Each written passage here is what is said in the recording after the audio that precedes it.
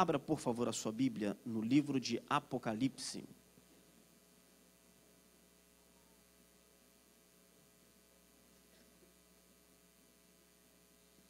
Apocalipse, capítulo 2, do versículo 8 ao versículo 11.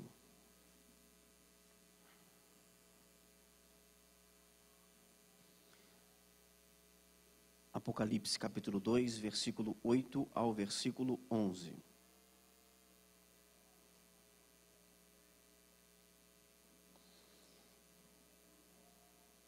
E ao anjo da igreja em Esmirna escreve: isto diz o primeiro e o último, que foi morto e reviveu. Conheço as tuas obras, e tribulação, e pobreza, mas tu és rico. E a blasfêmia dos que se dizem judeus e não são, mas são a sinagoga de Satanás. Não temas das coisas que hás de padecer.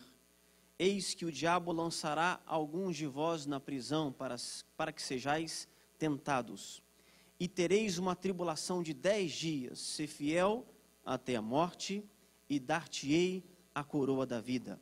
Quem tem ouvidos, ouça o que o Espírito diz às igrejas. O que vencer não receberá o dano da segunda morte. Se assente, por favor.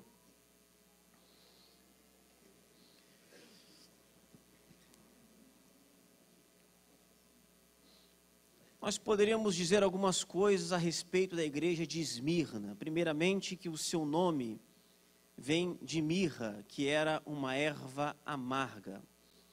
E isso, na verdade, retrata o que a igreja está vivendo. A igreja de Esmirna é uma igreja que estava vivendo perseguições. A cidade de Esmirna era uma cidade rica, muito forte na parte do comércio, e onde ficava o principal porto da Ásia. E de todas as cidades orientais, ela foi a cidade mais fiel a Roma.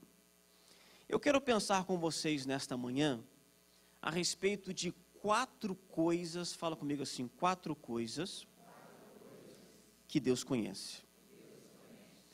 É lógico que nós sabemos, temos conhecimento de que Deus sabe de todas as coisas, Deus conhece todas as coisas. Mas quando a gente olha para esta carta, existem 4 aspectos desse conhecimento que são destacados, e eu quero pensar com vocês um pouco a respeito disso nesta manhã. Primeiramente, nós observamos que Deus conhece ou Deus sabe o que nós fazemos. O versículo 9 começa assim: conheço as tuas obras. Deus sabe o que nós fazemos. Ou talvez, como até tem um filme que diz, eu sei o que você fez no verão passado, né? Deus sabe o que você fez em todos os verões passados da sua vida. Invernos, primaveras, outonos. Deus sabe o que você tem feito. Deus sabe como eu tenho vivido. Porque quando ele se apresenta à igreja de Éfeso, ele fala assim no versículo 1 do mesmo capítulo 2. Escreve ao anjo da igreja de Éfeso. Isto diz aquele que tem na sua destra as 7 estrelas e que anda no meio dos 7 castiçais de ouro. E esses castiçais de ouro representavam aquelas 7 igrejas. Jesus está dizendo que andava no meio da igreja, que conhecia a vida da igreja, que conhecia o comportamento de todos aqueles que estavam inseridos no corpo de Cristo. E a percepção disso, irmãos, precisa aguçar o nosso senso de responsabilidade, de compreender que nós podemos esconder muitas coisas de muitas pessoas, mas nós não podemos esconder absolutamente nada de Deus, porque Ele nos conhece. Provérbio 15, versículo 3 diz: os olhos do Senhor estão em todo lugar, contemplando os maus e os bons. Nós estamos sendo constantemente filmados, vigiados, monitorados por Deus. Mesmo em nossa intimidade, Ele está nos vendo. Quando Jesus fala sobre oração, Ele nos dá uma regra muito importante, que ninguém precisa saber que a gente está orando, né? Ninguém precisa saber da nossa vida de oração, de maneira explícita, não. Ele fala assim: quando você for orar, faz o seguinte: entra no seu quarto e faz o quê? Fecha a sua porta. E aquele que estiver em secreto te recompensará. Aqui não está apenas uma regra a respeito de oração. Aqui está, na verdade, um desejo de Deus de entrar aonde? Entrar na nossa intimidade. Porque portas fechadas falam de intimidade. Deus sabe o que eu estou fazendo, Deus sabe o que você está fazendo, mesmo quando ninguém está te vendo. Mesmo quando você está navegando na internet com a porta fechada, com a luz do quarto apagada, Deus está te vendo. Nós nos esquecemos disso e a Bíblia mostra o exemplo de pessoas que se esqueceram disso. Atos capítulo 5, nós temos a história de Ananias e Zafira. E como começa essa história? Essa história não começa no capítulo 5, essa história começa no final do capítulo 4, quando um homem chamado José, cognominado Barnabé, pega uma herdade sua, vende esta herdade e deposita o valor aos pés dos apóstolos. Ananias e Zafira olham para aquela situação e percebem que aquilo rendeu muitos frutos a Barnabé a nível de visibilidade diante da igreja. Então eles decidem fazer a mesma coisa. Só que a motivação deles era diferente. Não havia a pureza da voluntariedade, não havia a pureza da generosidade de Barnabé. Eles querem ter o mesmo comportamento de Barnabé, mas eles não têm o mesmo coração que Barnabé tem. Então, quando eles vendem aquela propriedade que haviam se comprometido a entregar para a igreja, eles são tentados a reter parte do preço. Em Atos capítulo 5, versículo 2 diz: e reteve parte do preço, sabendo também sua mulher, e levando uma parte, a depositou aos pés dos apóstolos. Hernán Dias Lopes disse que a hipocrisia é a dissimulação deliberada, a tentativa de fazer com que as pessoas acreditem que somos mais espirituais do que na realidade somos. Eles planejaram tudo em casa. Eles queriam sair bem na foto, na fita, queriam ficar bem com os apóstolos, queriam ficar bem com a igreja, mas Deus estava vendo tudo e Deus revelou ao apóstolo Pedro. O apóstolo Pedro, no versículo 3 do mesmo capítulo 5, diz: disse-lhe então Pedro: Ananias, por que encheu Satanás o teu coração, para que mentisses ao Espírito Santo e retivesses parte do preço da herdade. Fala comigo assim: não há nada encoberto que não haja de ser descoberto, nem oculto que não haja de ser sabido. Deus revela a Pedro, e Pedro diz assim para ele no versículo 4: guardando-a não ficava para ti, e vendida não estava em seu poder, porque formaste este desígnio em teu coração, não mentiste aos homens, mas a Deus.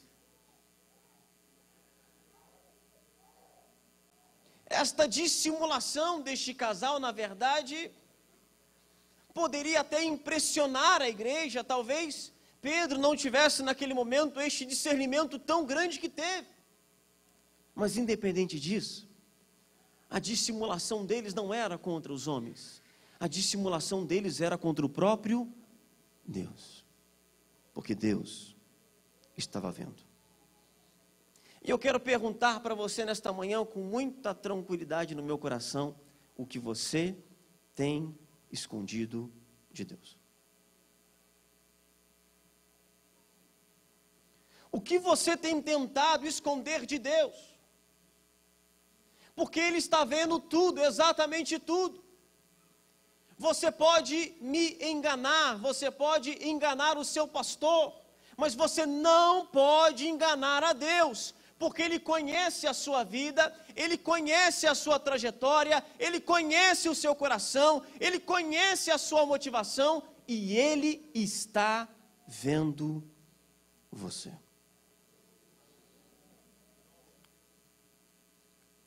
Olha para quem está perto de você e fala assim: não tente enganar a Deus.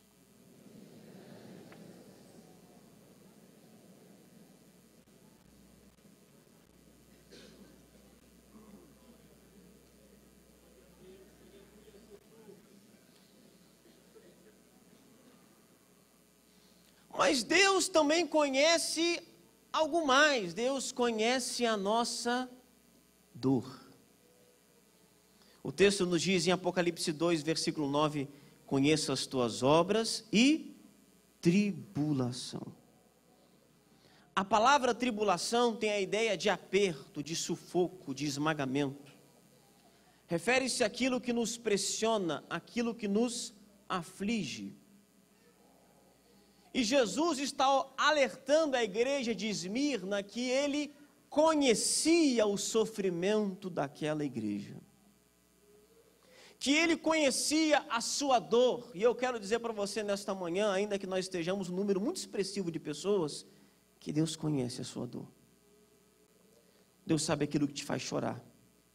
Deus sabe aquilo que tira o seu sono. Deus conhece as suas aflições, aquilo que causa muitas vezes pranto, choro, angústia no seu coração. Ele sabe de tudo isso, ainda que muitas vezes a gente tenha a percepção ou a sensação de que Ele não está percebendo isso, mas Deus conhece a nossa dor, as nossas aflições, as nossas preocupações, aquilo que muitas vezes nós nem declaramos em pensamento para Ele, mas Ele conhece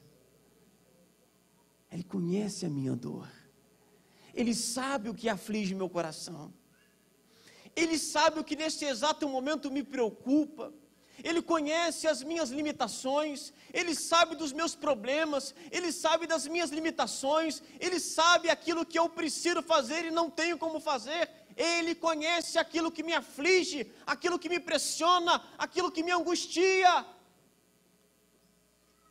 Você pode se considerar, humanamente falando, apenas mais um em meio a essa multidão, mas Deus te conhece pelo nome, Deus conhece as suas aflições, Deus conhece a sua vida, Deus conhece o seu coração, Deus conhece as suas lágrimas, Deus conhece você como ninguém.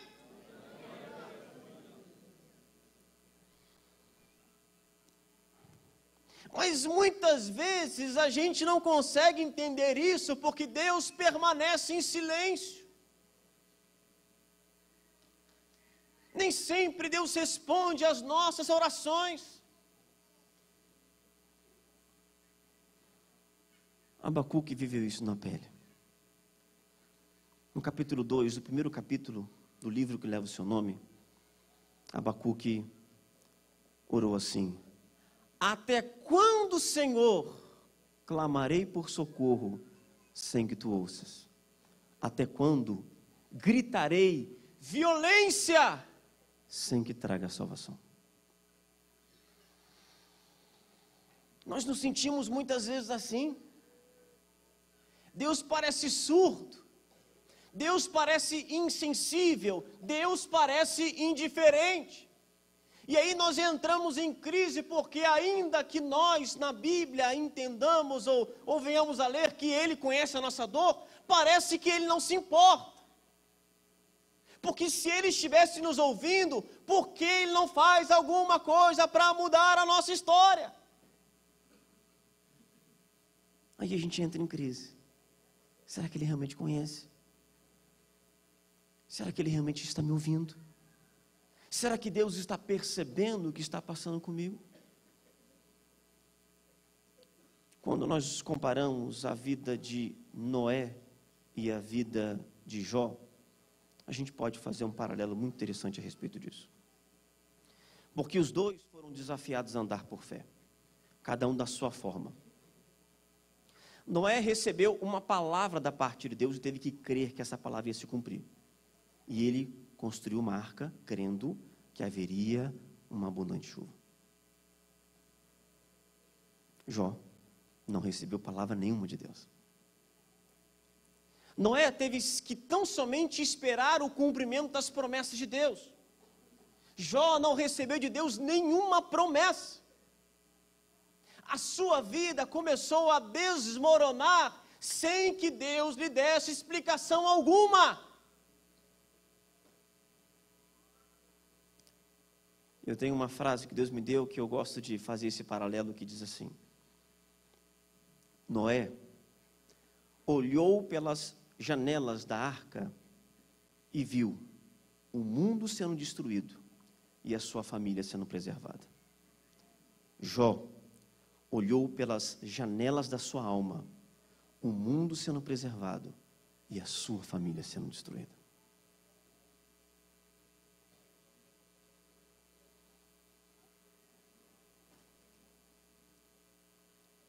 Quando nós vivemos estes períodos de silêncio de Deus, irmãos, o nosso maior desafio é confiar. Talvez não haja nenhuma promessa específica a se confiar, mas é confiar no caráter de Deus. É confiar que mesmo que o mal pareça prevalecer, o Senhor permanece sendo bom. E Ele permanece no controle de todas as coisas. Às vezes é assim, não temos nada, temos apenas o caráter, acreditar que esse Deus permanece sendo fiel, Ele continua se importando com a gente, ainda que o momento em que nós estejamos passando, as crises que estejamos enfrentando, pareçam nos dizer o contrário. Mas sabe de uma coisa? Nem sempre é apenas o silêncio de Deus que nos incomoda. Às vezes, as palavras de Deus nos perturbam mais do que o silêncio dele. Abacuque também viu isso. A sua crise é o silêncio de Deus. O problema é que quando Deus fala com Abacuque, ele fica mais confuso do que ele estava antes. Deus disse que vai levantar uma nação, os caldeus, e vai exercer juízo contra o seu povo. Aí Abacuque fala: mas espera aí, Senhor. Teus olhos são tão puros que não pode nem contemplar o mal. Como é que você vai pegar uma nação ímpia? Como é que o Senhor vai usar um instrumento tão sujo para purificar, para purgar um povo que é mais justo do que eles? As palavras de Deus às vezes nos trazem crise. As palavras de Deus às vezes trazem mais questionamento do que propriamente respostas. Só que a atitude de Abacuque tem que ser a nossa atitude. Quando não entendemos os propósitos de Deus, quando não entendemos os métodos de Deus, nós não podemos correr de Deus, nós precisamos correr para Deus, nós precisamos desejar ouvir a voz de Deus, e foi o que Abacuque fez. Ele subiu na torre de sentinela e esperou como um sentinela, como um guardião, que o mensageiro chegasse trazendo uma resposta da parte de Deus. E sabe o que essencialmente Deus disse a Abacuque? Abacuque, vou explicar uma coisa para você. Leve isso para o resto da sua vida. O justo viverá pela sua fé. O que nós precisamos, irmãos, é crer. O que nós precisamos é permanecer acreditando que esse Deus não mudou, que esse Deus nunca vai mudar, que esse Deus conhece a nossa dor, Ele conhece o nosso sofrimento, e quando o momento chegar, Ele vai em nosso favor. Permanece sendo mesmo, Ele é poderoso, Ele está no controle de todas as coisas, e Ele vai mudar a nossa história. Aleluia!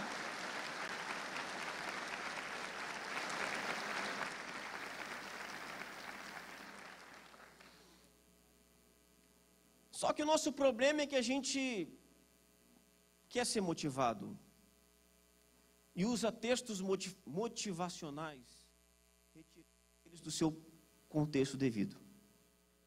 Um texto que a gente gosta muito, Jeremias capítulo 29, versículo 11. Porque eu bem sei os pensamentos que tenho a vosso respeito, diz o Senhor. Pensamentos de e não de mal, para vos dar. É lindo esse texto, irmão. O problema dele é onde ele está inserido. É que, na verdade, esta é uma carta de Jeremias aos cativos. Jeremias está escrevendo para contradizer os profetas da motivação, os profetas do otimismo, que diziam assim: olha só, esse cativeiro vai durar só 2 anos. Essa história de 70 anos é mentira.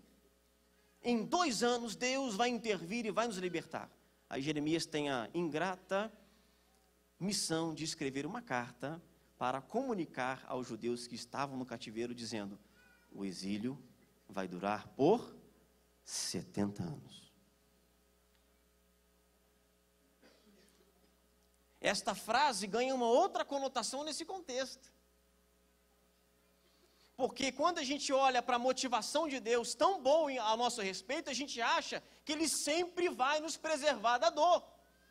Que Ele nunca vai permitir que o mal nos alcance, mas muitas vezes os seus propósitos são maiores e dentro dos seus propósitos vai existir muita dor, muito sofrimento, muito problema, muita adversidade, porque Deus está interessado em nossa felicidade, mas algumas vezes essa felicidade tem que ser construída em meio à dor. Mas independente disso, eu quero dizer, Ele conhece a sua dor e Ele se importa com você. Você pode dizer isso para quem está perto de você? Deus conhece a sua dor e Deus se importa com você.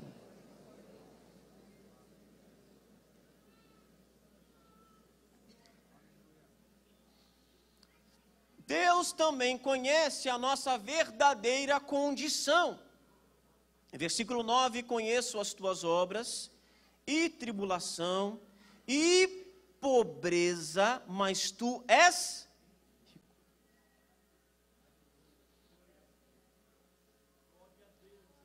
Deus nos conhece, irmãos. Ele conhece a nossa condição. Eu posso me esconder atrás de roupas caras. Eu posso ter um carro muito novo. Eu posso ter uma casa muito bela, mas só Deus conhece a minha condição. Existe um provérbio que diz assim, provérbio 13, versículo 7. Alguns que se fazem ricos e não têm coisa alguma, e outros que se fazem de pobres e têm muitas riquezas. Deus está dizendo para aquela igreja que, vocês são pobres, mas eu sei que vocês são ricos. E Deus escreve a última carta, a última igreja da Ásia, Laodiceia, dizendo exatamente o contrário. Ele diz assim em Apocalipse 3,17: como dizes, rico sou, estou enriquecido, e de nada tenho falta, e não sabes que és um desgraçado, e miserável, e pobre, e cego, e nu. Porque os valores divinos são muito diferentes que os nossos valores. A gente pode achar que está bem. Lá no Rio a gente fala que está por cima da carne seca. Eu não sei se vocês usam essa expressão aqui. Está por cima da carne seca. Eu não sei por que a gente fala isso. Mas Deus sabe como nós estamos. Deus sabe se somos ricos ou se somos pobres. Porque a visão de Deus é diferente da nossa visão. A análise de Deus, a maneira como o Senhor nos mede, é diferente da maneira como nós medimos uns aos outros. Ele sabe se de fato nós somos ricos, ou se de fato nós somos pobres. Quando ele escreve a carta à igreja de Sardes, ele diz no versículo 1, do capítulo 3, conheço as tuas obras, que tem nomes de que vives e estás morto. Ter nome de que vive é ter reputação de que vive, ter fama de que vive, ter pose de que vive, ter condição financeira de quem vive, ter um sorriso de quem vive, ter uma capacidade ministerial de quem vive, mas se de fato está morto. Deus conhece a nossa condição. Deus sabe como vai a nossa vida. A quarta coisa que Deus conhece é Deus conhece os nossos opositores. Conheça as tuas obras e tribulação e pobreza, mas tu és rico, e a blasfêmia dos que se dizem judeus e não são, mas são a sinagoga de Satanás. Deus sabe quem nos persegue. Deus sabe quem nos oprime. Deus sabe quem deseja o nosso mal. Deus está vendo. Deus vê quem te persegue no trabalho, Deus vê quem te persegue na escola, Deus vê quem te persegue na sua família, Deus vê quem trama contra o seu ministério, Deus vê quem trama contra a sua vida, Deus vê todas as coisas, Ele está vendo tudo que as pessoas estão tentando fazer contra nós. E Ele está dizendo, eles são judeus. E os judeus se reuniam na sinagoga. Na sinagoga, durante o cativeiro babilônico, eles preservaram a sua cultura e até hoje fazem isso. Um povo que viveu disperso por tantos anos e, no certo sentido, continua disperso, mas que preservou os seus elos por causa das sinagogas. E ele diz, eles são sinagoga de Satanás.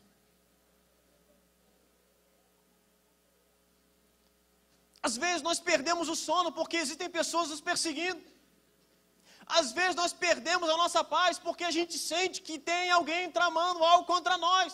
Mas eu quero dizer para você, fique tranquilo, porque Deus está vendo, Deus conhece a motivação, Deus sabe de todas as coisas, e Ele não vai deixar barato.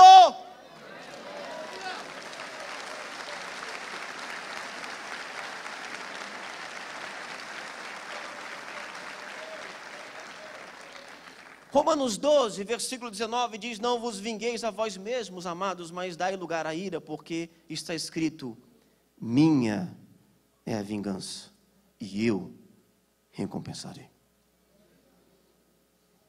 Ele sabe. E o que Deus então esperava desta igreja em Esmirna, eu estou caminhando para o encerramento. Deus buscava encontrar duas virtudes principais. A primeira delas era coragem. Porque no versículo 10 ele começa assim, não temas das coisas que hás de padecer.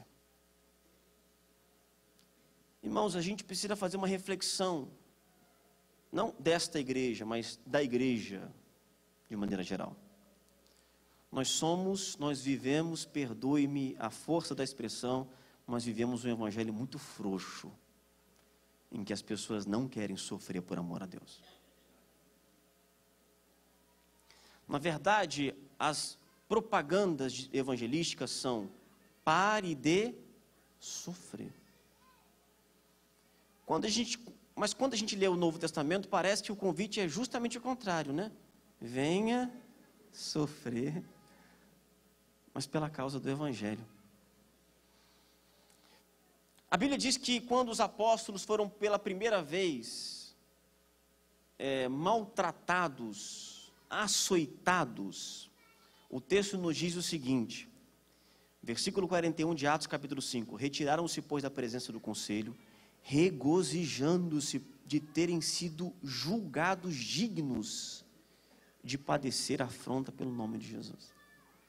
A gente não quer sofrer mais, irmãos. Se a gente está na igreja e parece que o negócio não está melhorando, eu vou caçar uma outra igreja, porque essa oração do pastor está meio fraca, eu preciso de uma oração mais forte, um negócio mais quente, para resolver o meu problema de imediato. Nós nos tornamos cristãos cheios de não me toques, tudo nos incomoda, tudo nos entristece, tudo nos leva para casa, tudo nos afasta, ninguém me visitou, ninguém cuida de mim, ninguém me ama, ninguém me quer. Quero ver esse pessoal no tempo lá dos romanos, né, na igreja perseguida. Eu fico pensando o que esse pessoal ia arrumar naquele tempo, irmão. A gente se tornou um crente de porcelana Qualquer coisinha quebra, irmãos. E aí vai ter que visitar ele, vai ter que conversar com ele, vai ter que consolar ele, porque senão ele vai sair da igreja. A grande verdade é que a nossa igreja está carente de homens e mulheres de verdade.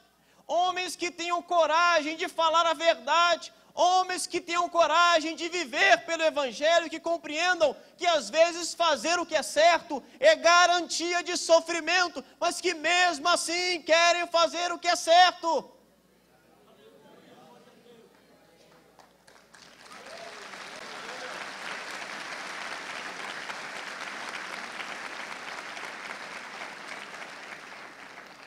Segundo Timóteo capítulo 3, versículo 12 diz assim: e também todos os que piamente querem viver em Cristo padecerão perseguições. Tenha coragem.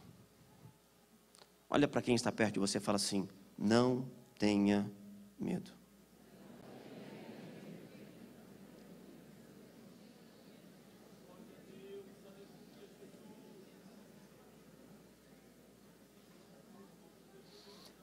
A segunda virtude que Deus procurava naquela igreja era fidelidade. A segunda parte do versículo 10 diz: ser fiel até a morte e dar-te-ei a coroa da vida. Eu já ouvi muita gente dizer, e talvez já tenha dito, que o mal do século é a ansiedade. Mas eu não sei se é isso mesmo, irmãos. A sensação que eu tenho é que o mal do nosso século é a infidelidade. Porque olha só para os dados. O número de divórcios aumenta 100, 200, 300% em qualquer lugar do mundo. Hoje, valorizar amigo não se valoriza mais. Sabe por quê? Você chega em casa, liga o seu computador e existem milhares de amigos esperando por você. As pessoas nunca foram tão infiéis como são hoje. Antigamente tinha aquela coisa da minha igreja, a minha obra. Hoje em dia não tem mais isso não, irmãos. Não gostou, se aborreceu, muda de igreja. Um dia alguém me encontrou e falou assim: qual igreja você está agora? Eu pensei assim, mas por que agora? Eu me senti tão antiquado, tão assim, ultrapassado, irmãos. Do tipo, você está ainda com aquela roupa? Você está indo com aquele carro? Eu fui entender que ele já estava na 5ª igreja dele, né? E vamos lá. Quando Deus chama Oséias, Oséias prega sobre infidelidade, mas antes de pregar sobre infidelidade, Oséias tem que sentir infidelidade dentro da sua própria casa. Em Oséias capítulo 14, versículo 4, ele diz assim: eu sararei a sua infidelidade. Essa é a maior cura que a gente precisa receber, irmãos. Precisamos ser curados desta infidelidade, desta tendência, desta apostasia. Tem gente que tem talento, que tem capacidade, mas que não consegue firmar na igreja. Sai da igreja, volta para a igreja, sai da igreja, volta para a igreja, sai da igreja, volta para a igreja. Aí marca o médico com um pastor e diz assim: pastor, agora eu entendi, agora eu vou viver, agora eu vou fazer isso, agora eu vou fazer aquilo. Depois ele se desvia de novo. Aí ele volta de novo: pastor, agora eu entendi, agora eu vou fazer, agora... E eles... E quando a gente viu o coral ministrando aqui, eu tenho a convicção do que estavam aqui servem a Deus a...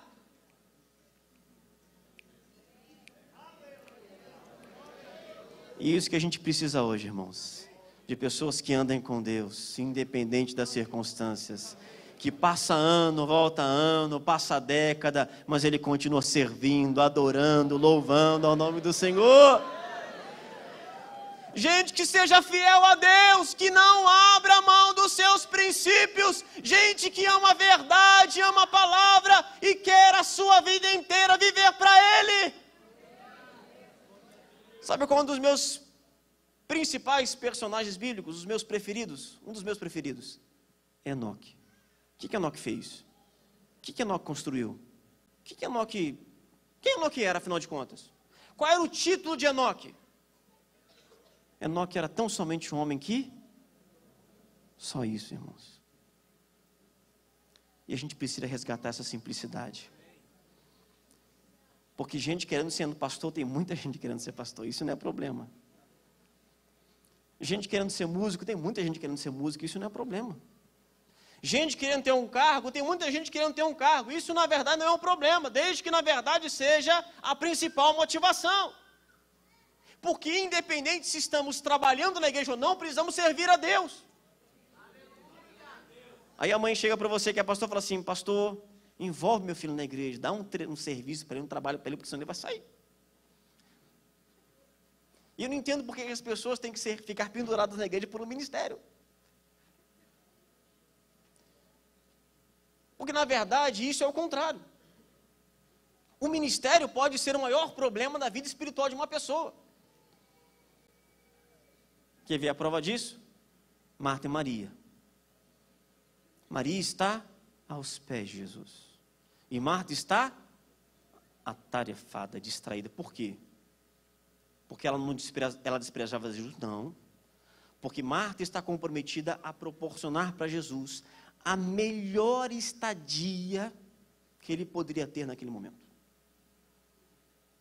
A melhor janta, o melhor leito, a maior comodidade. Marta está trabalhando para Jesus, mas o trabalho para Jesus afastou Marta de... Fala assim: ninguém deve ficar pendurado na igreja por um ministério. O ministério é uma consequência natural da minha vida de devoção, de amor, de entrega ao meu Deus.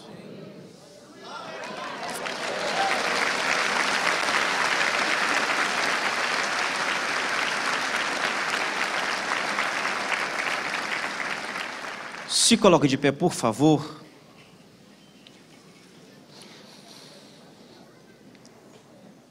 A história nos conta que a cidade de Esmirna tinha um estádio onde todos os anos se celebravam jogos atléticos famosos. E as pessoas vinham de todas as partes do mundo para praticar, para competir em Esmirna. E os jogadores, claro, disputavam uma coroa.